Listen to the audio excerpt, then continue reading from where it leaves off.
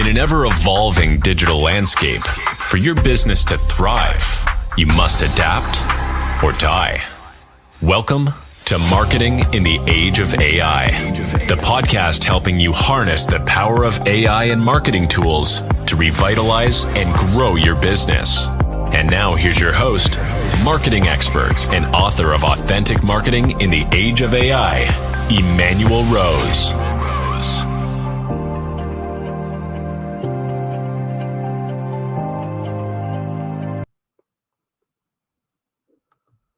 All right. Welcome to this episode of Marketing in the Age of AI. Appreciate you taking time to join me as we dig into a process by which we may be able to simplify our marketing, maybe even just with a three-step plan. So I got an amazing guest today. His name's Nuri Cankaya. He's a marketing expert with over 20 years of experience in innovation and technology, currently focused on commercial and AI product marketing and intel. Nuri helps customers solve complex business challenges by harnessing the power of AI. And Nuri has compiled all that into a simple to follow book. Nuri, welcome to the show. Hi, Emanuel. Thanks a lot for having me in the show.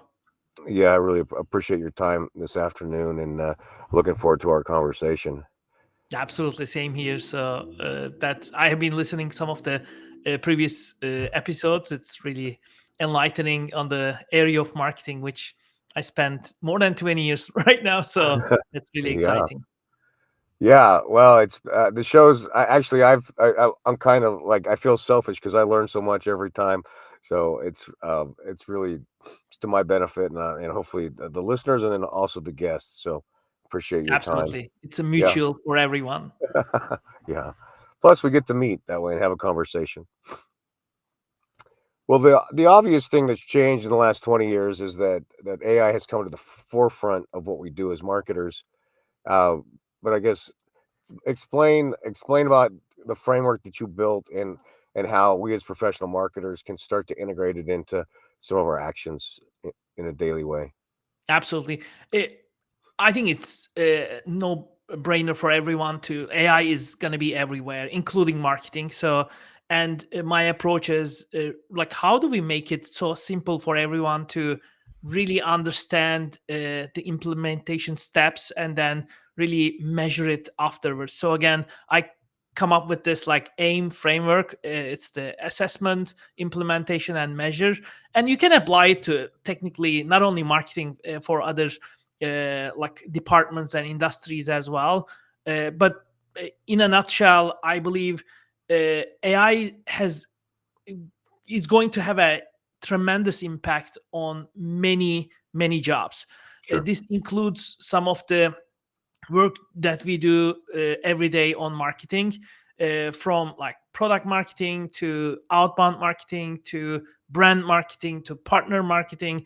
I mean, take every component of different aspects of marketing. There is an AI infusion possibility in all aspects, and the leaders who know this will be surviving in the long run, and For then sure. maybe promoting to new jobs, like really growing their teams. They're going to grow their companies with the power of AI. And there will be some people like, oh, like, I mean, how do I do it? Like, this is going to impact my life? It's going to be it's always an upskilling game for us. So I think in this podcast, I want to shed a little bit like more light on what are the easy steps that everyone can take. And then the book, the AI in Marketing, was technically written by that purpose, just to simplify the things in a written format, so you don't have to run through like a lot of time on like long learning hours or watching a lot of YouTube videos, but like really spending a quality time and really understanding the framework. So that's kind of the framework in my mind, and that's what I have put it in the book.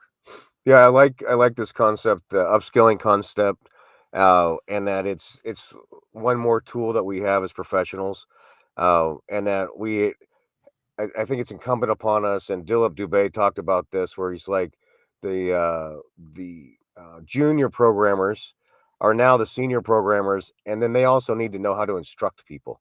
Yeah. And so that's the other action that we as professionals need to take is this role of mentor and instructor and implementer in the other functional areas, not just in marketing. Absolutely.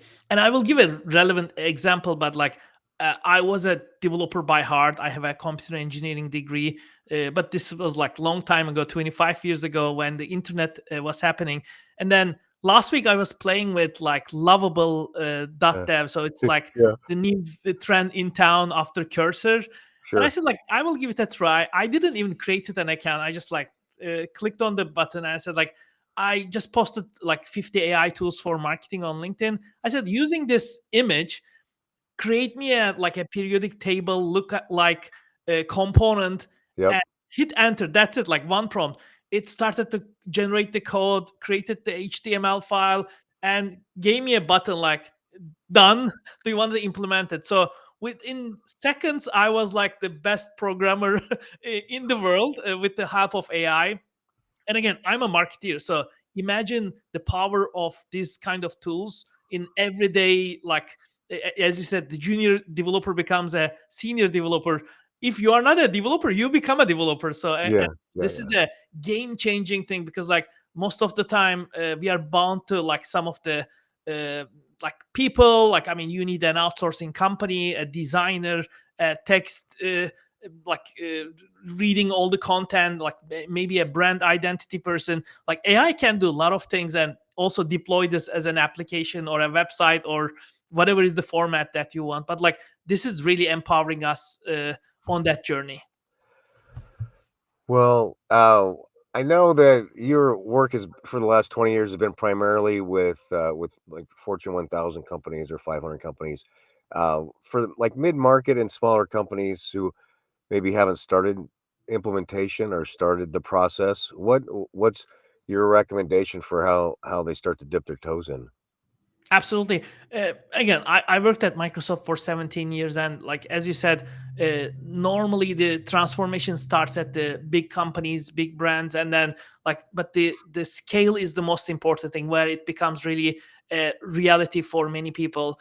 And like a couple of years back, like I believe people were not thinking about like ChatGPT will be their part of their daily lives, like for from cooking to creating images to celebrating birthdays of their friends or writing any emails. Now it's the reality. And for marketing, I believe the basics of marketing, which is like repeatable things that every small company needs to go through, like creating a social campaign. Like everybody is on the social platforms, call it Instagram, TikTok, like LinkedIn, YouTube, whatever.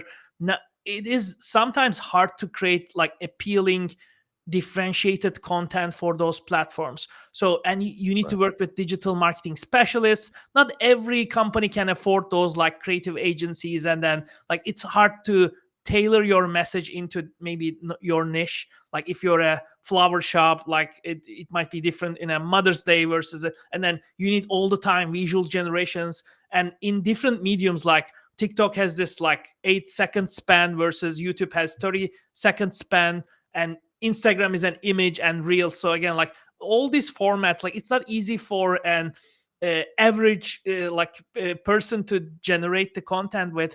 But again, like AI is changing that. So from multiple tools, like the obvious one is of course like Claude from Anthropic, Gemini from Google, Meta AI recently announced by Zuckerberg on the Meta conference, but of course ChatGPT, overall Perplexity. I'm a big user of Perplexity. Yeah. So those tools are really creating some of the content. But the second thing is also engagement. Like how do you drive the engagement more and more proactively? That's where the AI agents come into the picture. Because let's say you have a company with like I don't know 1,000 customers.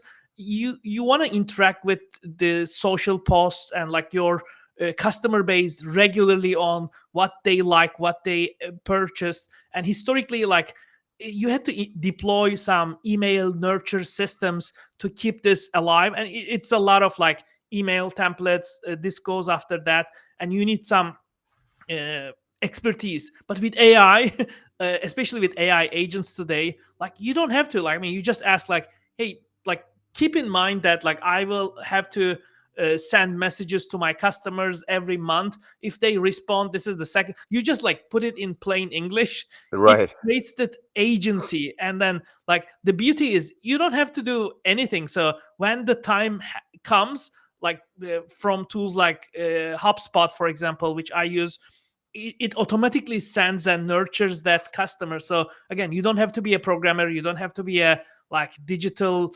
applications manager or martech guru, but like you really know how to speak to these tools and really create that agency. So, and these are the early stages. Like I think the Gen AI to agentic AI is happening right now.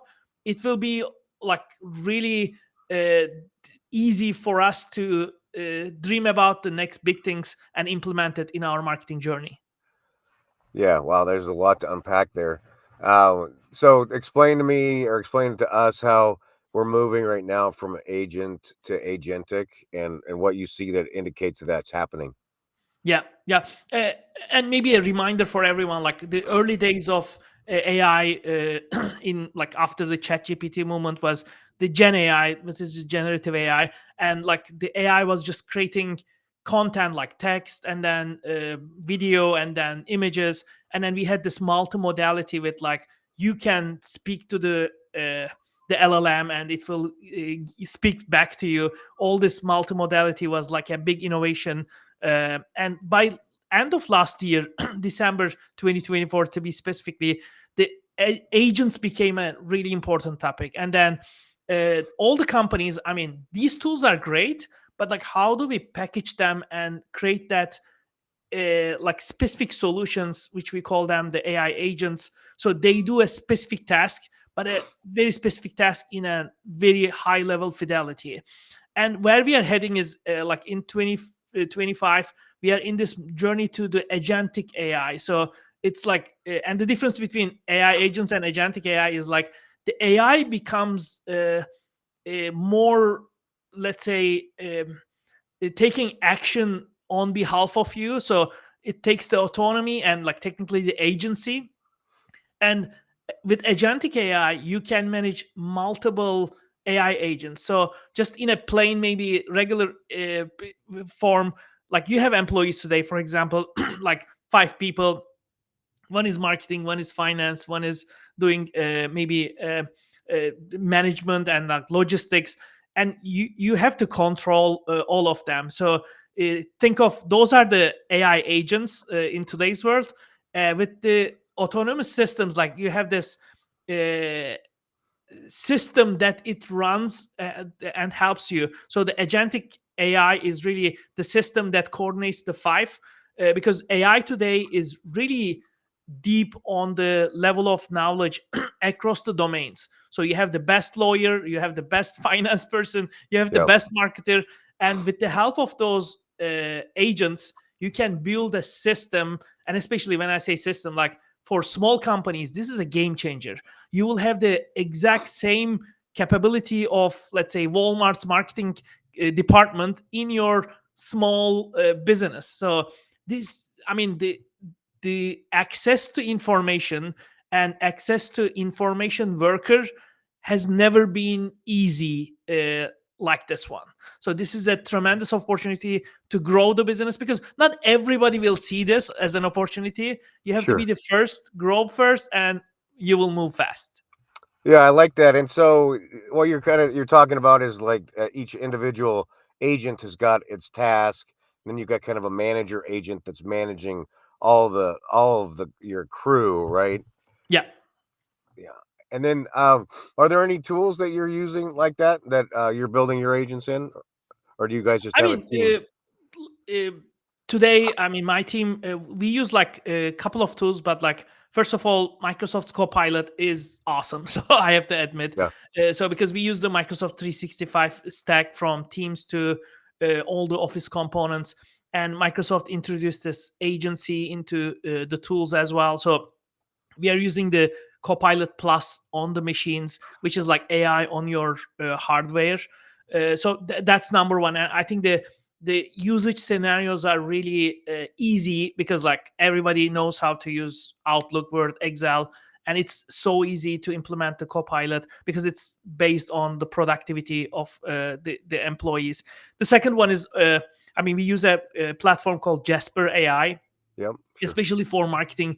Jasper, what it does is like you upload your brand narrative, all the messaging, and you can feed the engine on how to respond to the tasks. So Right. it's really customized for marketing, and like you can generate product briefs, customer presentations, partner presentations, as well as some like creative outputs for social media, and you will be always on brand. I think that's one of the things. And again, I like the HubSpot because it provides us the account-based marketing in action. Yep. Like now, I can generate thousands of different emails for different customers in like seconds, because I don't have to rewrite and like customize it. But by vertical, for example, the customers we have for pharma versus retail, the content they want to like engage with will be different, and I can score them and like see all the results automatically on my application. And again, maybe the last thing I personally use is Perplexity. Again, and I'm pushing my team as well on driving that, because I technically changed my homepage to perplexity.ai, and on my phone the first app I have is Perplexity. So I'm looking for more like answers, and then when I'm like on the go, or like I always use this multimodality. Like I talk to the GPT, I get answers, and then like it's the interaction that is getting better and better every day. So those Yeah. are kind of my tech stack for the AI. I love it. I think you show a real interesting situation where uh, we're seeing that the AI is already built into existing products, right? Like Yeah, HubSpot and Microsoft. But then also we've got these standalone opportunities like with Perplexity. I do the same thing with Perplexity and Grok. And then if I'm driving, I'll do a project on Grok while I'm driving. And then when I get home to my desktop, then I'll pull that project down and finish it once I'm at my desktop. absolutely. Yeah. So and like you're describing, we have the opportunity to get answers and to do research in such a faster, more effective way than just Googling it, right? And I will give a unique example. So I live in Washington, so like when we have a good weather, so I always go out and try to take some meetings out. But after the meetings, like walking back, I have this Ray-Ban Meta glasses. So Yeah. I love it because I have the custom GPTs from Anthropic. So I build a coach for myself. So I brainstorm ideas with my coach, which is a custom GPT. I say Yes. like, log this idea, this is blah blah blah blah blah. And then when I come back home, as you said, like I say, tell me the rundown, because like when you speak, you just like limitless, and then when you start to write, you become like a little bit like narrow on your thoughts. Yeah. So I love this custom GPT because like it knows me very well right now after like hours of speaking, and it gives me crystal clear like, hey, this is your call to action list out of the conversation we had. So it's really optimized for myself. But again, like creating a custom GPT on ChatGPT or Anthropic, it's so easy and it's a life-changing experience. Yeah, and it's really the super highway to getting good results from those tools. Exactly. Yeah, Exactly. I agree. Well, where do you think that we're going to be if you and I are having this conversation May 15th, 2027? What do you think that's going to look like? I think at that time we will have AGI. And for the listeners, AGI is the artificial general intelligence. I'm a big believer of like the positive impact of AGI on humanity and for the companies, because you will have the best knowledge across all the disciplines. Like you will have the Nobel Prize winner physicist, chemist, all the finance person. Like you have the best CEO mind person, just uh, on the AI itself. And then the usage of this will be, I think, more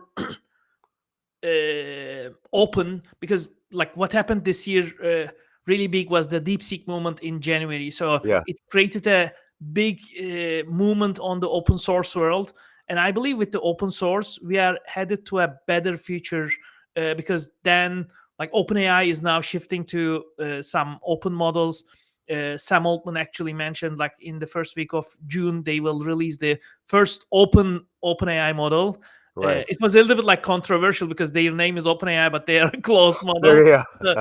I mean, Grok. I mean, Elon Musk is did a good investment with XAI in the Memphis facility. They have been really like pushing for open. Same with DeepSeek, and like the industry is heading that way. Microsoft announced the 5 models, which is again huge thing for the industry, and Meta is leading the way with Llama. So in a nutshell, I think uh, 2 years from now, the world will be a similar place physically, but digitally we will be on a different spectrum. So we will have a huge knowledge, and again, I'm really ambitious. Like, we will find uh, really good, like, this will help to grow the business across the globe. So we were discussing digital divide between the nations, like, and internet provided us some, like, equilibrium. So I think AGI will create a lot of growth opportunity for all the countries across the globe.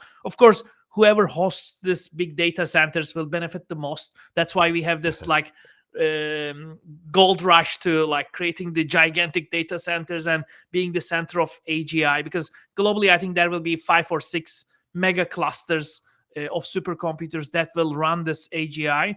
But in the Sure. company side, I think looking forward, there will be more and more business opportunities, because let's say we will invent cures for diseases, and then we will invent more innovation that we have been doing in like the last 100 years. And by the way, the 100 years were like amazing. I mean, we like all the space exploration and everything, like down to the nano level, but also on the space, like we have been expanded. But with AGI, I think the limits will be endless. And for individuals, I think this is a great upskilling opportunity, because you can just watch, like, oh, this is happening, or you can be a part of the wave. You ride the wave and you move your company forward, you move yourself forward with the power of AI, because there's no way to resist this. Like, it's gonna happen.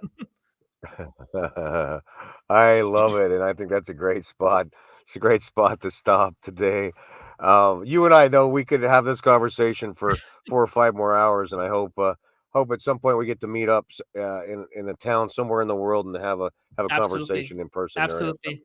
very Yeah, much thanks a lot for appreciate having your me. And time. for the listeners, a reminder again, like, we can speak more, but like, I mean, I like the physical stuff. So AI in marketing, the book is available on Amazon. So I want to make sure you go and grab it. If you have an Amazon Unlimited subscription, it's a free book. So you just get it free of charge. So I want to make sure we spread the AI knowledge across, and hopefully AI in marketing book really helps it to achieve, especially on the marketing domain.